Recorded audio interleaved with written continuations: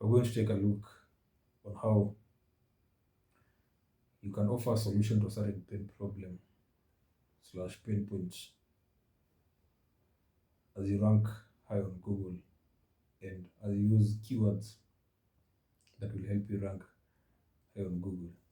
So by now, it's quite obvious that one of the easiest ways to rank high on Google is to offer solutions to certain pain problems. But in as much as you offer solutions to certain pain problems, some might want to use keywords that will help them appear on Google pages. And then on the other hand, you don't want to use a lot of keywords that will make your articles and content sound generic. So they find the most advisable thing is to have a balance between offering a solution and using keywords that will make you rank high on Google,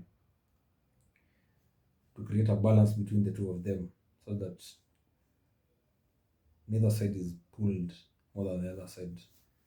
So that is one of the few things that we look in this video. So for starters, we have to debunk this myth that keywords are everything in SEO, because in the past 5 years and 6 years, there's been a lot of emphasis and focus on keywords.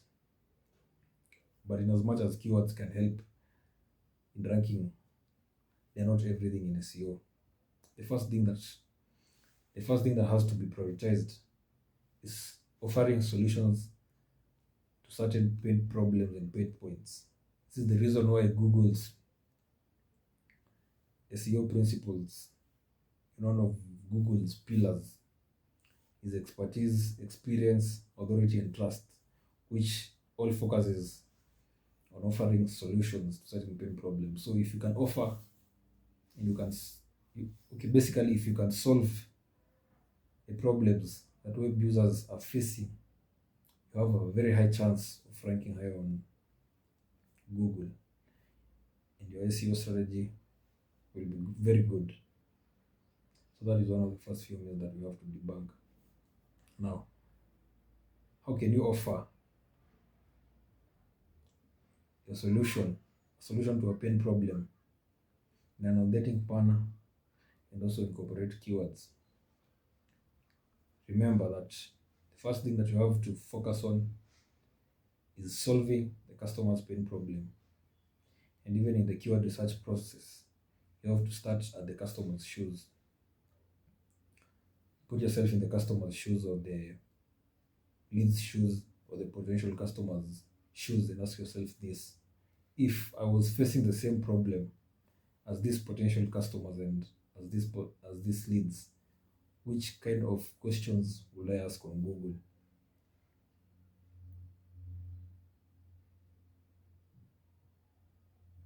By putting yourself on the customer's shoes and potential customers' shoes, you'll find that they usually ask certain questions when they're looking for solutions to the pain problems that they're facing. Now, this will be the start of your keyword research journey.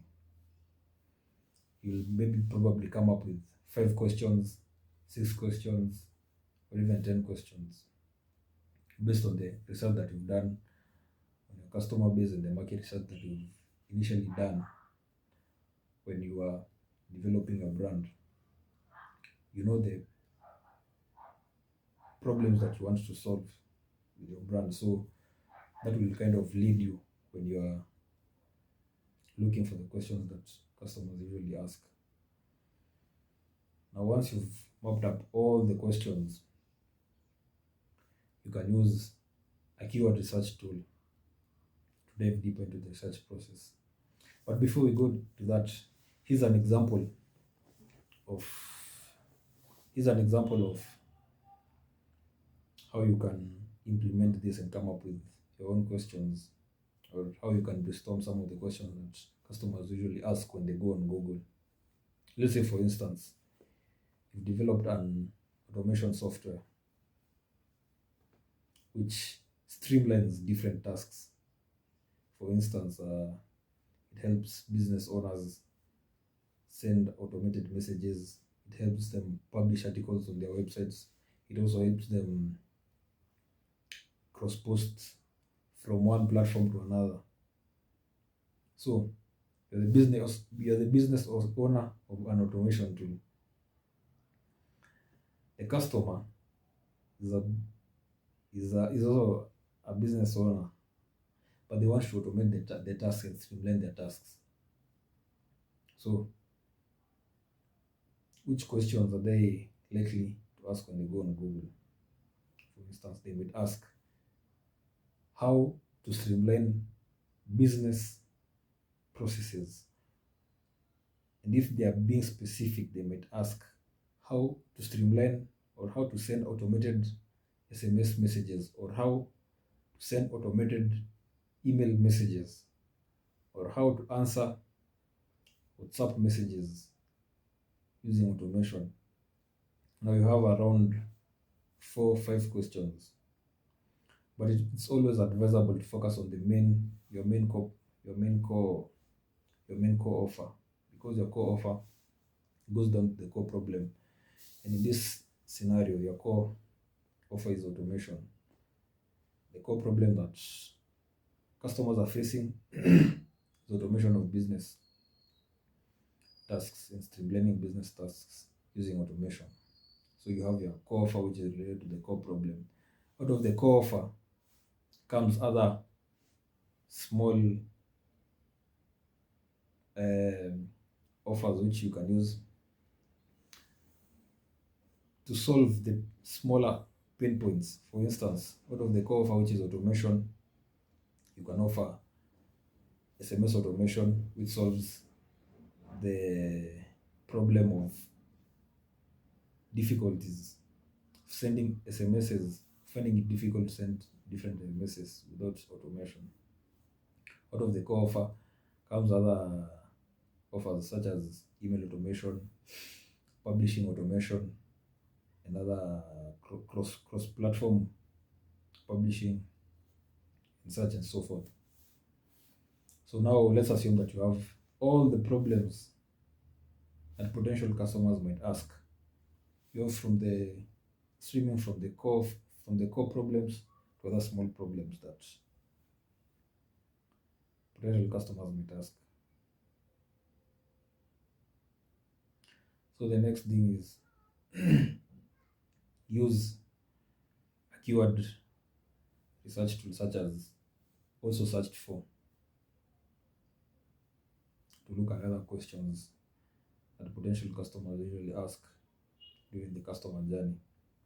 Just as the name hints, also searched for. So apart from the main question, they also asked other different questions, other multitudes of questions when they were looking for solution to a certain problem.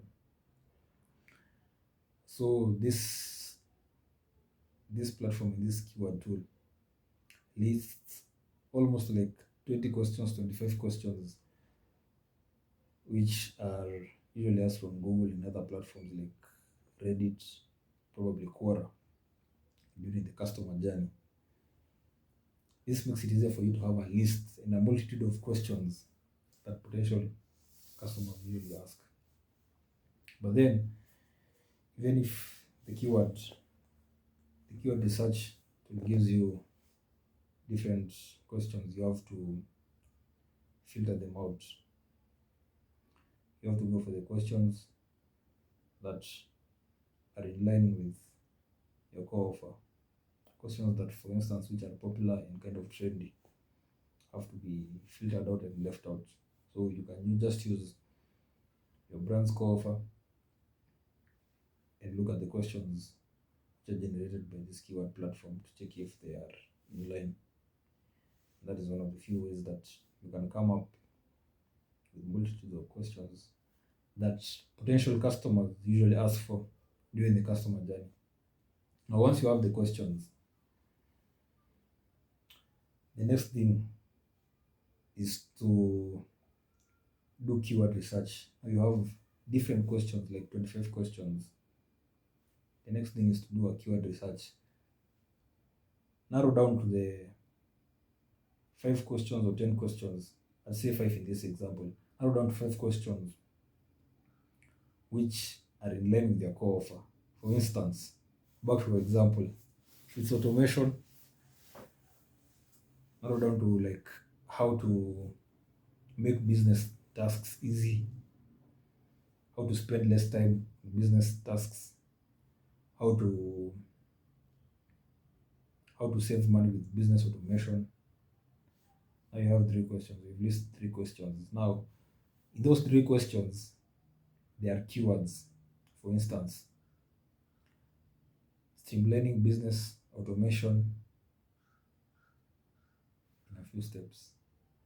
How to streamline business automation in a few steps. That is a question you might ask. See, there's a keyword there. Business automation is a keyword. Business automation is a keyword. Streamlined business tasks is a keyword too. So you have 2 keywords over there: business automation, streamlined, and streamlined business tasks. Once you have the keywords and the words from your questions, go to a certain tool like Glimpse. Glimpse is one of Google's biggest research tools. The reason why I always recommend Glimpse is because it's connected to the console that you want to rank in. So Glimpse is Google's tools. It shows you the number of monthly searches that words and keywords usually have in a month. And also it shows you the trends, maybe the growing trends in different years. For instance, in 2021, they'll tell you this keyword had this amount of searches the whole year. 2022, it had this amount of searches the whole year. 2023, it had this amount of searches the whole year. So it shows you the trend throughout the year. It can show you whether a keyword is consistent or if it's driven by seasonal fluctuations. So go to a tool like Glimpse and type in the keyword. For instance, in this example, it's business automation. Business automation, let's say it has 400k monthly searches. Now you know, okay, this is a keyword that can be used on a question if you're coming up with content. Look at the next keyword. For instance, if it's streamlining business tasks, look at the amount of monthly searches that it has. If it has 10 monthly searches, you can also think of another keyword, or look at the suggestions given by Glimpse, or the tool that you're using for research. Look at the suggestions. Make sure that the suggestions are in line with your core offer. This makes it easier for you not to steer away from what you're doing. So you want to keep a balance when you're doing keyword research. A balance. You want to stay in line with your core offer and not steer off so much. For instance, if you're searching for business automation and then see something like Zapier. See, Zapier if it's not in line with your core offer, then it's much easier to leave it out and incorporate it on some of the questions that customers usually ask when they're looking for a solution to a certain problem. So now, apart from that, you can also replace the business automation keyword with the niche that you're in. So instead of saying business automation, you can say maybe construction automation, or you can say logistics automation, or you can say e-commerce automation.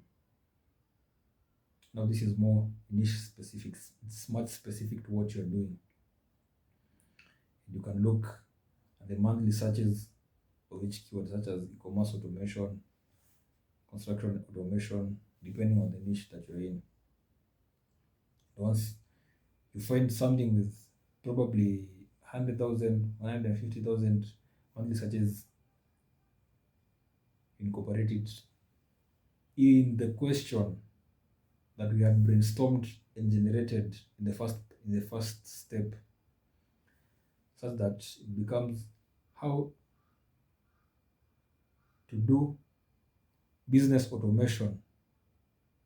At this point, business automation has 400,000 monthly searches, which means that if you provide an answer to this question, 400,000 people will be looking for this solution in a month, which makes it easier for you to rank high on Google. That is one of the few ways that you can capitalize and put a balance between providing essential information and solving a pain problem and ranking high on Google. Still, at the same time, for those who ask about the next step after finding a keyword that ranks high on Google, so I'd say this: once you find a keyword that ranks high on Google, you want to answer that question, because by answering the question, you're providing value. So if potential customers and users and web users are asking how to do business automations, and then you write an article about that which is detailed, and you publish that article offering a solution to potential customers. And when you offer a solution, they are more likely to trust you. When they trust you, they're more likely to buy your services and products. And that is how you take leads through the whole journey, from the point where they are leads to the point where they're customers and they start converting.